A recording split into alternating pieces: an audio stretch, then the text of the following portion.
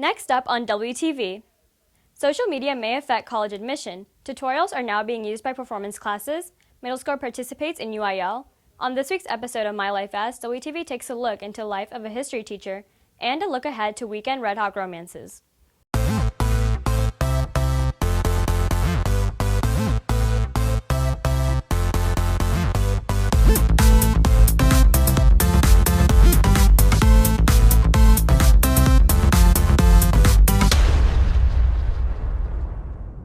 Good morning, Red Hawk Nation. Today's Friday, February 3rd, and I'm Neha Paramala with another daily update brought to you by Wingspan TV. Social media plays a big role in the lives of many students on campus. WTV's David Morali has the story.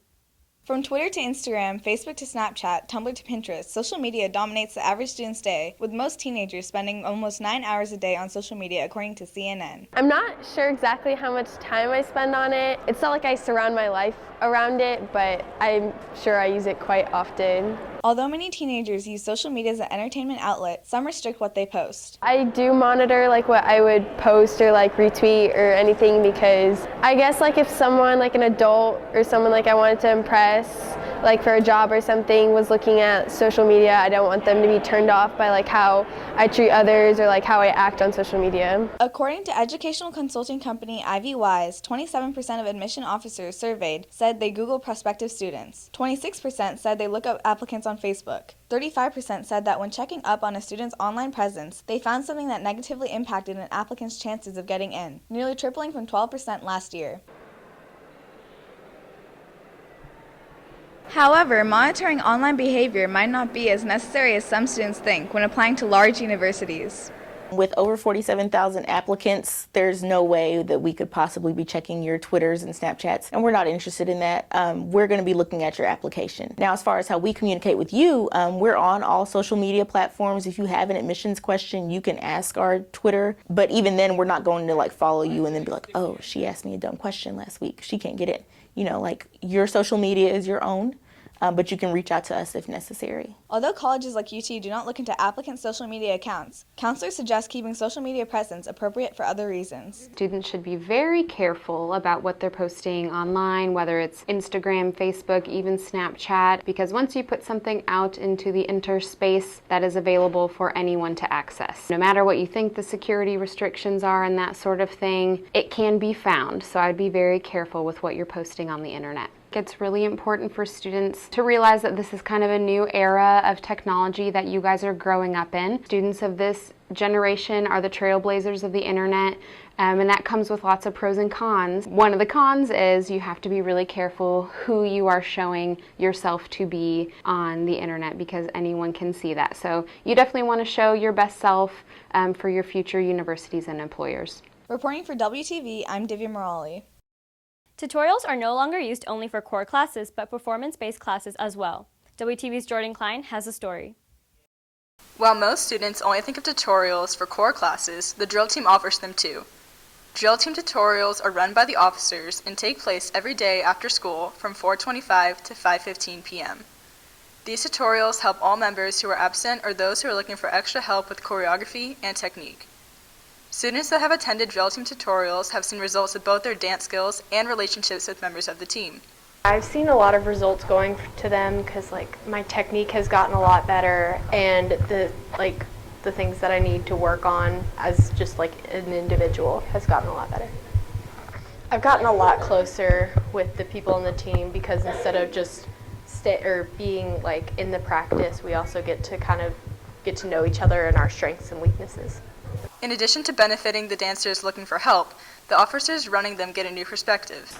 It kind of gave me a new perspective on dance, because I've always I'm not taught it, but I've always learned from someone, and I've always practiced on my own, but now I'm taking what I learned and giving it to someone else, so it's a new perspective on it. Reporting for WTV, I'm Jordan Klein. Along with football and volleyball, junior UIL in middle school can include choir and theater. WTV's Kyle Strickland has the details.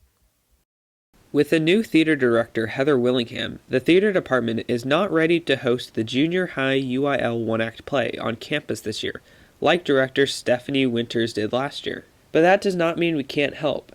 Yesterday from 4:30 to 8:30, the theater hosted Vandevanter Middle School's one-act play company in the auditorium. This clinic is to help the middle school, through feedback from our theater students, to prepare for their first contest at Reedy High School next Saturday, February 11th. Reporting for Wingspan TV, I'm Kyle Strickland. On this week's episode of My Life As, WTV takes a look into the life of history teacher Jeff Crow. Well, I teach AP World History this year, and I'm also the social studies instructional coach. So on some days I'm teaching my classes, obviously, and grading papers and helping the kids learn about history. And then on other days I'm helping other teachers improve in their skills and their craft. So I find that rewarding as a career, because not only am I getting to work with the kids in the classroom, I'm also able to help other teachers as well. In AP, there is a lot of writing. They write a lot of essays. We do college-level historical thinking skills in class as well. Kids are generally analyzing documents, discussing history, presenting history, doing Socratic seminars, writing DBQs, doing short answer and long essay questions, and doing kind of a investigation of the history of our world.